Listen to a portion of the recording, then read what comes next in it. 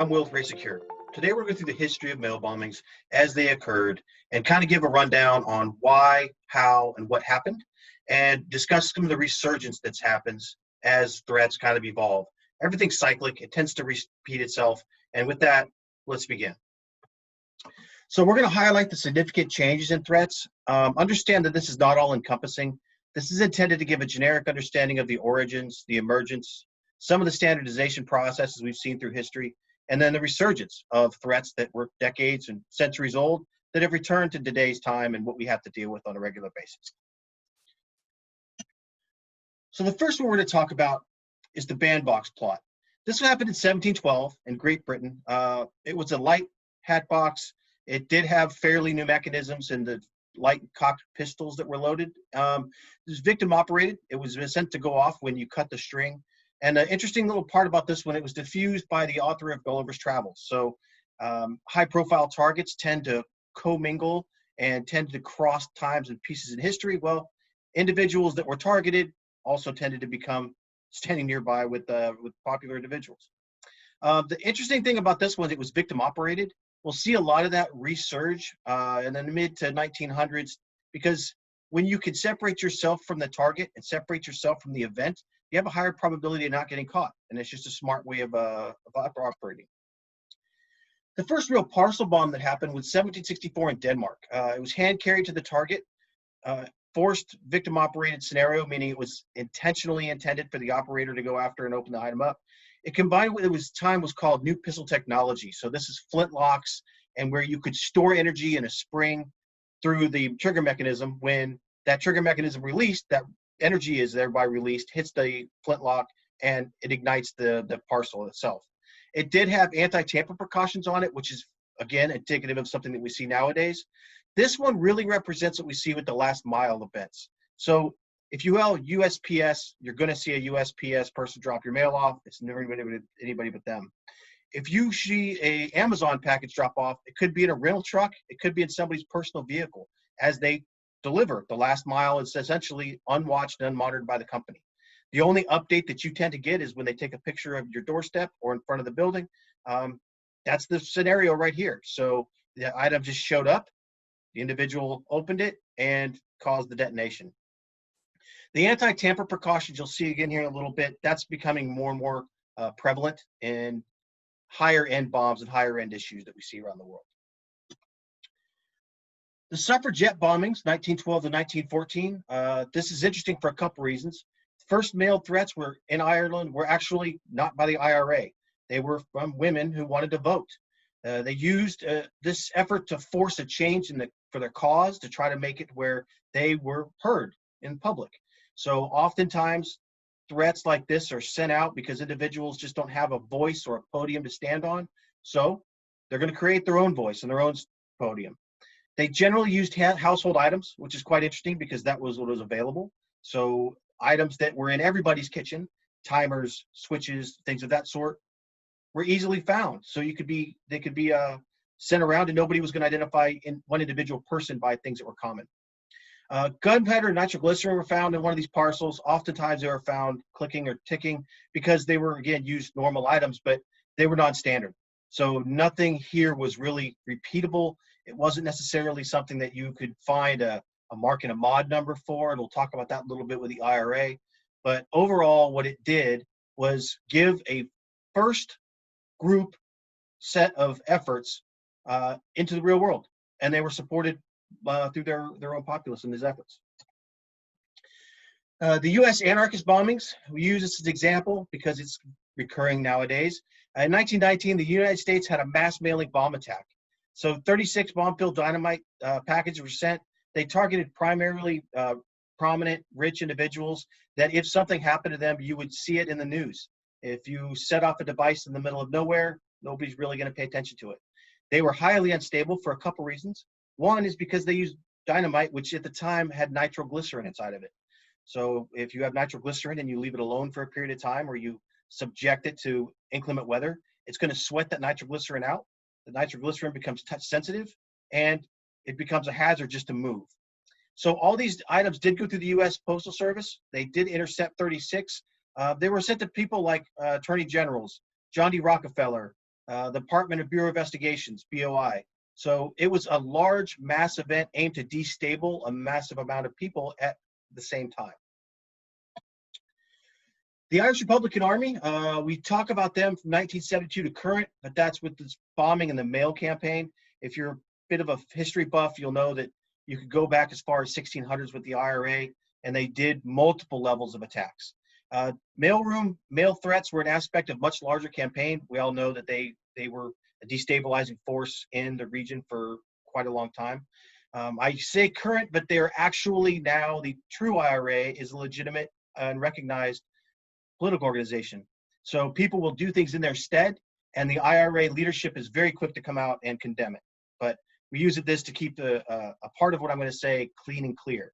So the IRA, true, they did effectively transmit information across borders so you could build the same bomb in Belfast that you could build in London by somebody that's sympathetic to their requirements or their needs or desires. They were used to reach targets outside of Northern Ireland for several reasons. The borders were locked down. It was hard to travel, but a parcel doesn't have an accent, it doesn't need a passport, and it can go anywhere that it needs to go. They effectively were targeting British leadership with a mobile threat. That is a very common tactic for a minority that's trying to reach out and cause a bit of damage to a larger majority, especially if they're off the shores or if they're separated. So if you're looking for cyclic threats to return, if you are necessarily separated from somebody that might be trying to target you, mail is a legitimate function and how to get that done. They were generally stable devices. That's interesting for a couple reasons. One, the IRA started a mark and a mod program for all of their threats, whether it was a mail-borne threat or a homemade mortar that they could use to fire at an airport. They standardized it, then they just needed to send the information from one outpost of individuals to another, and then they could build it. Most of the items were found around the local area, farming, industrial communities. They tend to supply enough information and enough hardware that you could get quite a few legitimate threats built. And the good part for the first responders is once they've been identified with a mark and a mod, as long as somebody doesn't make a significant change, you can come up with a tool, a method, or a technique to render that device safe or capable or able to move it. It generally makes the playing field a little bit easier. So where the anarchist bombs were extremely volatile and they were essentially going to go off on their own at any point in time based on heat, shock, and friction or a period of extra time, these were targeted. You could aim them at an individual or aim them at a building because with timing elements or with certain fusing elements, you can do exactly that. Aim it towards one thing. The next step in time, we'll talk about Ted Kaczynski for a little bit. He is a very interesting case to take a look at. He was a Harvard graduate, math prodigy. Everybody who knew him growing up knew him as extremely intelligent. He started a nationwide anti-technology bombing campaign, and there's never really been anybody like him. He believed that the world was going downhill and it was going to fall apart because of things like airplanes, mass transit, telephones, computers. Everything that the world was moving forward with, he saw it as tearing down the walls of a society. He targeted a wide range of individuals, but primarily they were tied to what he saw as the fall of American culture or society.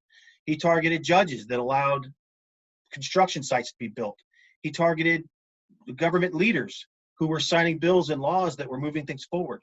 So the initial bombing started in 1978. In 79, there was a bomb placed in the cargo hold of a commercial airplane, and he ramped it up from there, but mostly what he was aimed at was individuals. So one of the interesting things about Ted Kaczynski is when he did what he did it from primarily locally found, scrapped, or personally made items. That is to say, none of them were the same.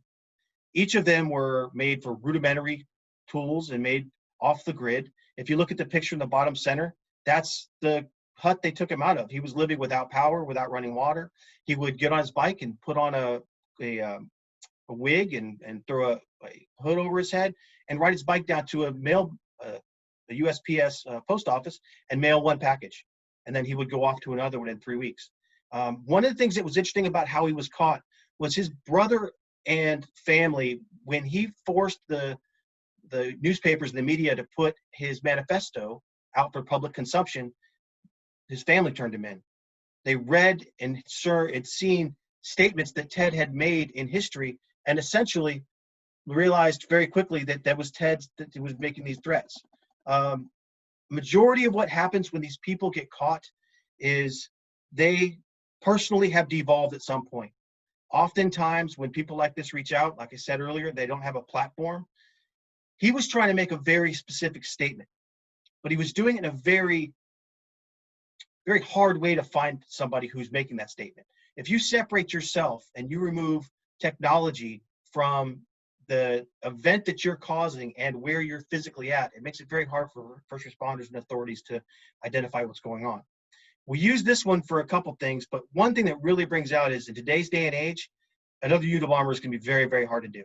If you send out 4 or 5 threats and somebody picks up on even one, there's so many commonalities and so much tracking now that it's going to be extremely difficult to stay under the radar. That's why you see most people that send bombs or send threats out, they send them in mass really fast, not over an 18 to 25 year stretch of time. It's going to be very hard to replicate this. I'm going to show you a bit of a video clip in a second, but the first thing we're going to talk about is the Harvey's casino bomb, on how the new set of threats evolved. This is a very interesting thing because it is a 100% what we would expect last mile threat to look like.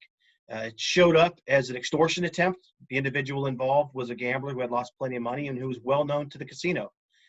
He self-identified a lot. The investigation is quite interesting. And in fact, the video for this, we'll put a link to it at the end so you can take it off of YouTube and look at it.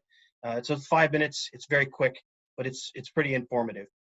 The targeted casino was done with a delivery. So this showed up as a copier. It was brought in on a pallet jack, allowed into the building by a security guard, taken into the middle of the facility, and dropped.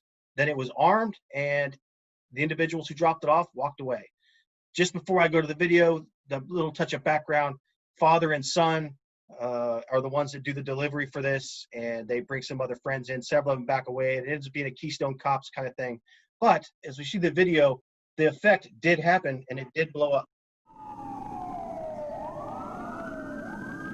So you can see that's just a regular picture of the casino, and that's the device going on. So the device itself had several interesting factors and features to it. One, it was the size of a pallet. It was extremely large. The second thing is the FBI, the Army, they were all there. So the render safe procedure, the tactic and procedure that was being used to render it safe is what caused it to high order. I do recommend, if you want to see something interesting, look at the video at the end of the link of this, or the link that we'll put at the end, because it does tell a very interesting story about how intricate the device was, how much thought the individual put into it, and it leads into the reality that individuals who want to cause harm can do that. If they have time, energy, motivation, and a little bit of ingenuity, there's no end to what an individual can do. It's a very interesting case. The next thing we'll look at, and it's not a bombing, but it's things that you have to handle as if it were. It's an interesting problem. So the anthrax threats in 2001 were weaponized spores of anthrax, which is naturally occurring. Weaponized means that they take it, you take it to a laboratory, you culture it, and you, in essence, make it harder to kill, or make it more, which makes it more lethal. There's a few ways to do it. We're not going to go through it on this video, but 2,500 to 5,000 milligrams of powder is not the actual anthrax. Anthrax spores are 2 microns in size. So when you see a white powder event, and I'll talk about those in a few slides, they come through generally with this amount of powder, 2,500 to 5,000 milligrams. That's because it's used as a medium. So when you open the container, the individual that's sending it wants it to spread as far as it can. So it's usually a very fine powder, and it eventually will get everywhere. It's kind of painful. It does drive all the current white powder responses in the world. So you have to assume worst case. This targeted news outlets, it targeted Democratic leadership, it targeted major government parts and pieces. And in fact, it shut down a large chunk of DC, and it rewrote how mail is handled within the Beltway. There's a lot of history on this that's interesting if you want to go take a look at. Just for your own information, anthrax spores are put in the mail through multiple government agencies on a regular basis. They are irradiated so that they are no longer active, they're mailed. So it's a very interesting process, but this is here because we'll talk about white powder threats in a little bit and how they've really reached down into society and caused problems on a daily basis. Ricin is another one that's been around since 2003, and we bring this up for a couple reasons. One, it's commonly sent in the mail. It's a higher end threat than most people send with white powder, but it's also something that you can get quite easily. It's a low tech, and it says legal threat because ricin is when it comes from castor beans, which comes from castor plant. You can own the castor plant. It's not a problem. Castor oil exists. But when you take it and you do a few little chemical actions on it, you can actually turn it into ricin. It's most often powdered and found in small amounts because it's hard to get a lot of ricin. It's a lot of work to really make more than 50 milligrams or so, which is about half the size of an aspirin. To do damage, it has to be injected, ingested, absorbed, or inhaled, and that's often hard to do. Now, the first time it was used officially, that is on record, it was an assassination attempt. It was an umbrella that assassinated a foreign dignitary in the Eastern Bloc part of the world.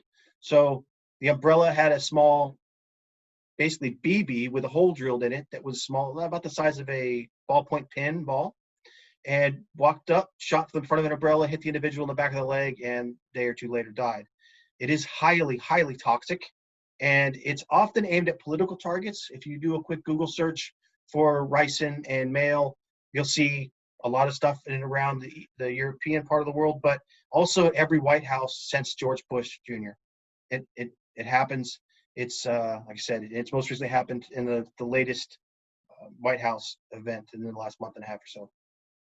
And it's like I said, it's often aimed at political targets. All right, so both of those really drive the white powder events that we see on a daily basis, almost.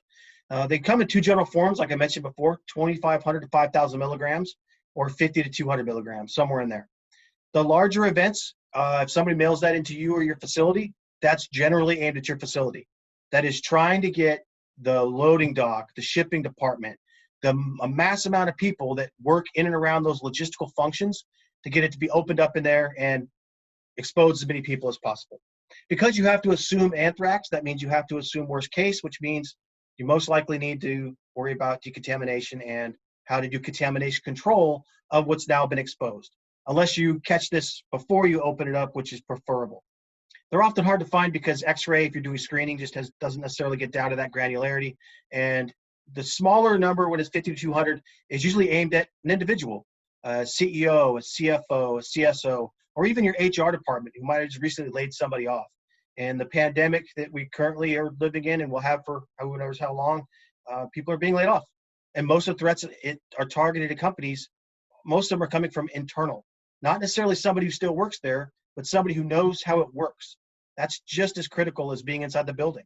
Because if you know when somebody's going to be there or how a procedure happens or what order they're done in, then you can target and act against it. So it's often common. They are usually tied to an external event, again, layoffs or political statement made by a company or corporation. They're most often, like I said, an insider threat, and they are a high-profile target for senders. That doesn't mean they're a high-profile threat for everybody. That means that it could very well be a personal problem.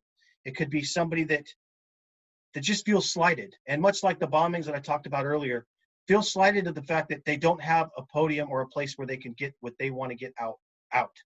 And it's just a cheap, economical, and easy way to target something that you might not otherwise have the ability to affect change on. So these are hoax events, and we'll discuss one in particular. This is the 2018 Cesar Soyak Jr. threats. He sent them to the Democratic Party and CNN and such. We talk about this one for a couple reasons.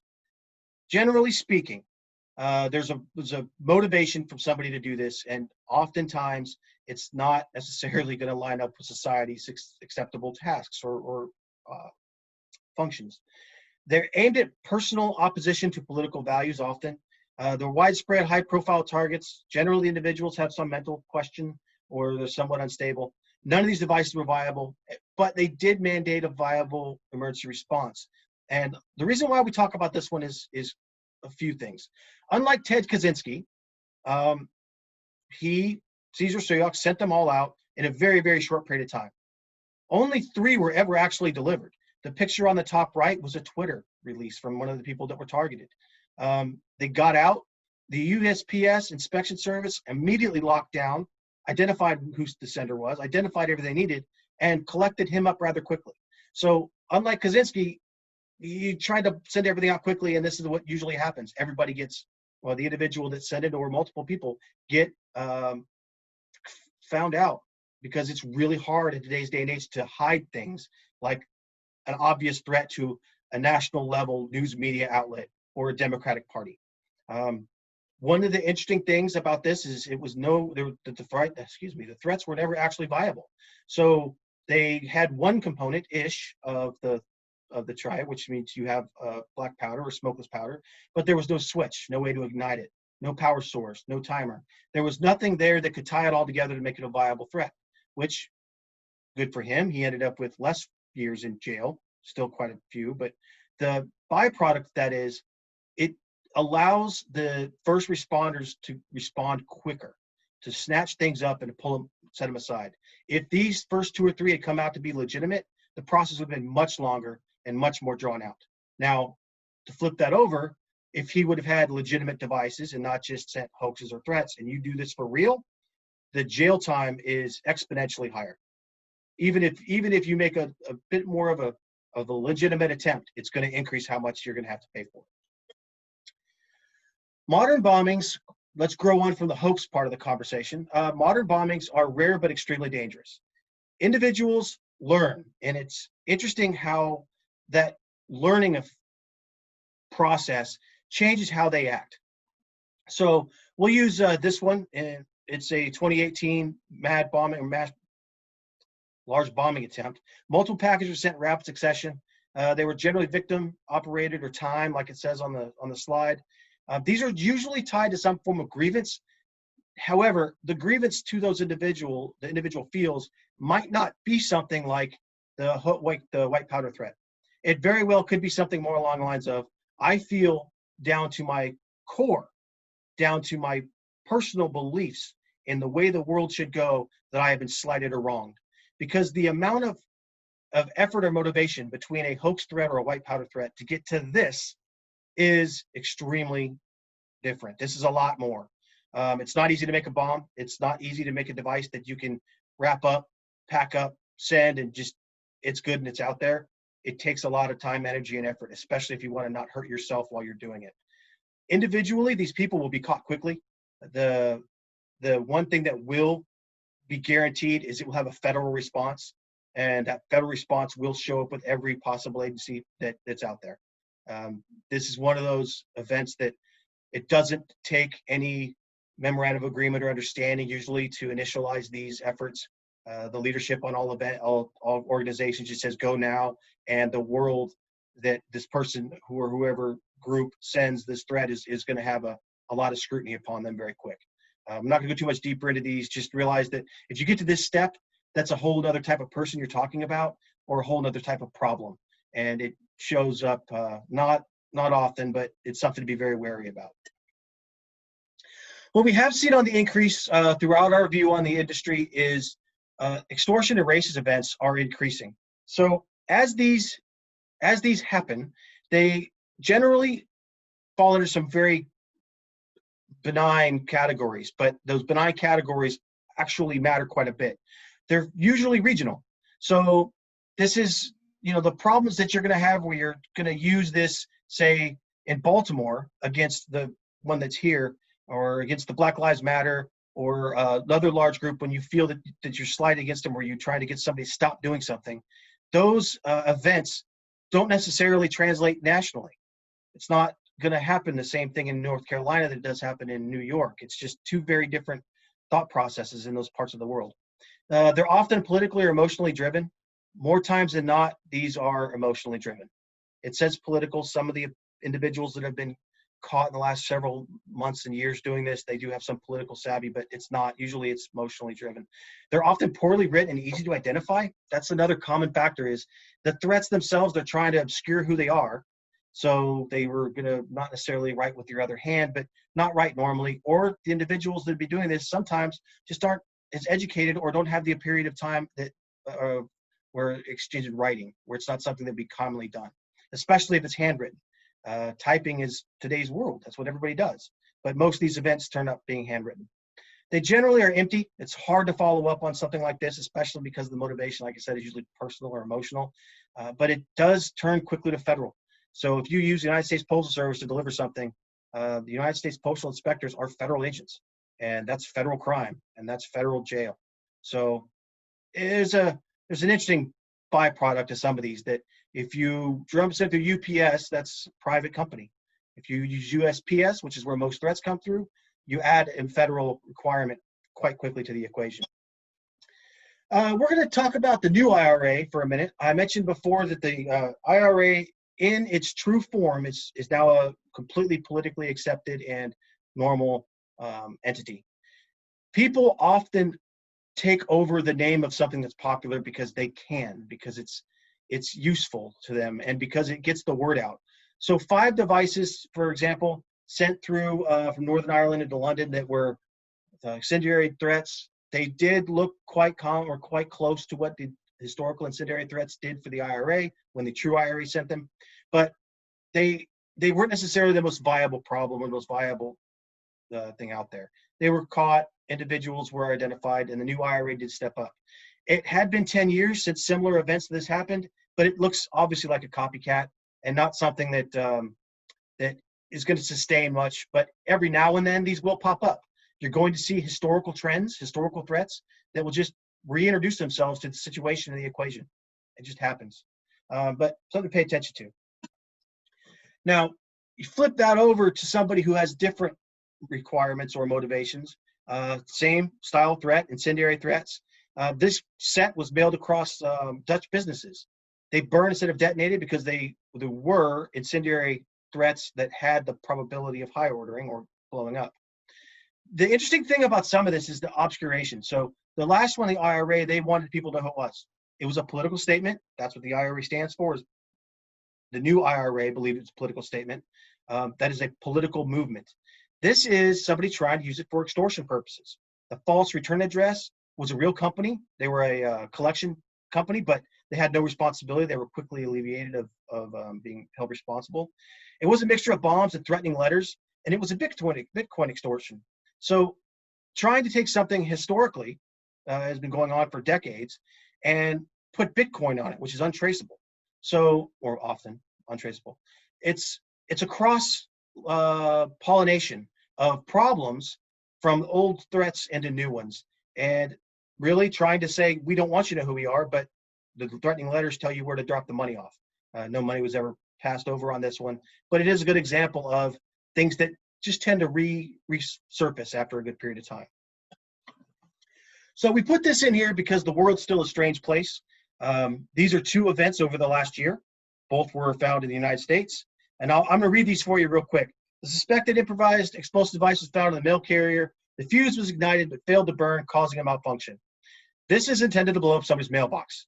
If you put a Google alert on things like destroyed mailboxes, it happens through the Midwest quite a bit. It happens through rural communities quite a bit. Oftentimes people see it as a prank, but you could really hurt somebody. Mailboxes are generally surrounded in metal, and when explosives go off inside of them, that metal becomes fragmentation, and that fragmentation has a high probability of hurting somebody.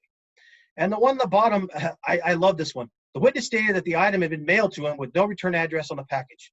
The item was identified as a TM62 landmine with a fuse installed. That's an anti-take landmine that somebody dropped in a box, put in the mail, and had it delivered.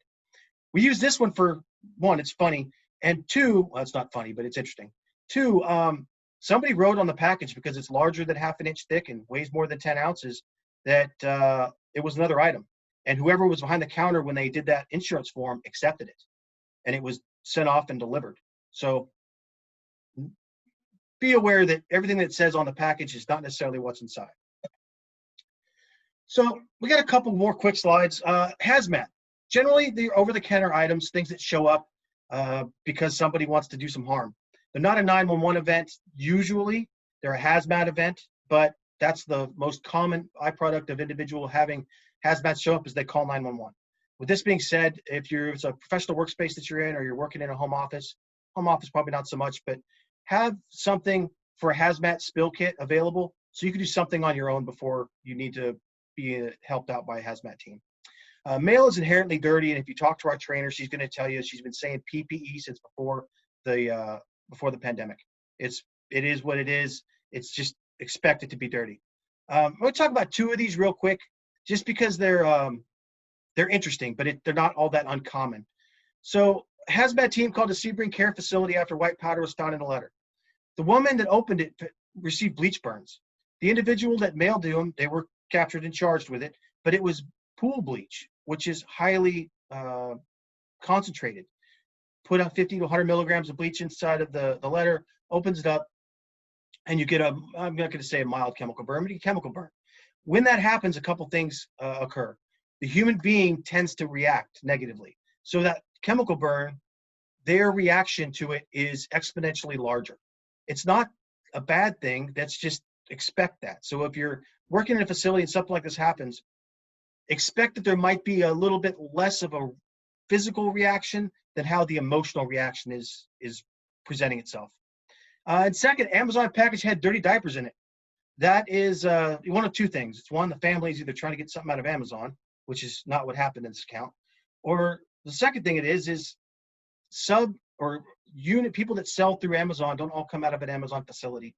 And you can expect that even in things with Amazon tape might actually be a problem as well. It does happen, not that common, but it does have the ability of presenting itself. Drugs. Okay, so drugs are increasingly common. This is something that we're going to talk about for a minute, but understand that no incident where this occurs is ever going to necessarily be repeatable. They do show up in every form imaginable and every location imaginable.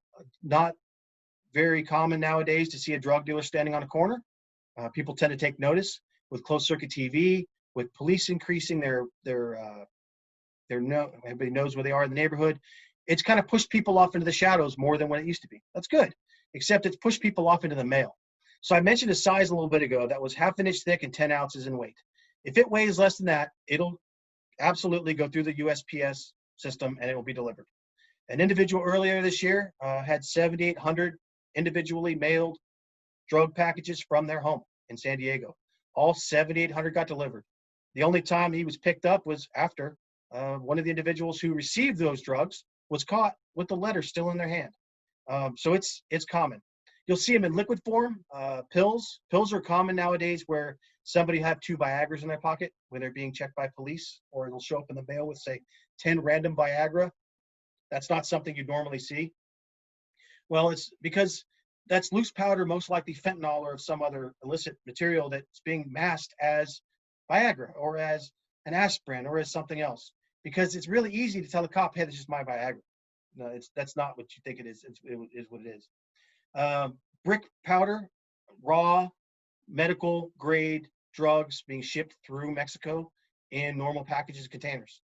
It's ferried up all the time, but it's also put in the mail and quite commonly found. And loose powder is becoming an increased threat. Fentanyl, meth, cocaine, and also paraphernalia to changing that loose powder into like a pill threat. So pills go into pill presses. Well, you take raw powder, mix in some fentanyl or whatever else you're using to elicit a high, you run through a pill press, now you have exactly what you want people to think you have. The reality is nobody really knows what's inside that concoction, and that's why people are overdosing in today's world. If you take a quick Google search of that, opioid overdose is becoming more and more common. I'm going to read 2 of these real quick just so and we'll talk about them. Fentanyl suspected illness at Dannemora prison. The substance was found in a letter. A lot of prisons and jails nowadays aren't even giving inmates the actual mail that was sent to them. They're opening up all the people that work at the jail are opening up all the mail and photocopying it and giving them a photocopied piece of it. It's their right to have mail. It's the information, not necessarily the paper that it comes on. Because you can turn paper into any form of drug you want. Well, not any, but you can do quite a bit of it. And it's happening on a regular basis. That's how a lot of drugs get into jails, through the mail. Then the next one is interesting. 4 pounds of synthetic marijuana seized from packages mailed to inmates at Elmira Correctional Facility. That's one part of that. That actual almost 4 pounds, it was sent in as collard greens, packaged. The tins were closed. The reason they found the 4 pounds of it, because there was 3 other drug-filled food items, and one of them tested positive when they did a swipe test. It's becoming more and more common to obscure drugs and obscure the items that you're trying to get into a facility or even into the office space. Heck, if you have 2,000 people that work for your company, you can't expect all 2,000 that every single one of them doesn't have a problem. And with today's world, the spouse, husband or wife knows most likely something's happening and doesn't want it at the house, or they're hiding it from their spouse or significant other by bringing it to the office. So the office becomes a medium for transmitting drugs. It is what it is. And another commonly held truth is that the U.S. Postal Service, Canada Post, and other mail agencies, they do unwittingly ferry a lot of illicit items back and forth. There was an individual last week in New Jersey that was caught, not drugs, but he had a large amount of weapons and weapons components, silencers. They were all brought in from China, legally purchased, illegally shipped, and showed up to the house. So this is very, very common, and drugs follow the same route. All right, so there's my contact information. Our company, RaySecur.com, there's our website. If you have any questions or anything that we can try to maybe help inform a bit better, or if there's something that can be done that we can help you with, please reach out, let me know. And I thank you for your time today. We really appreciate it.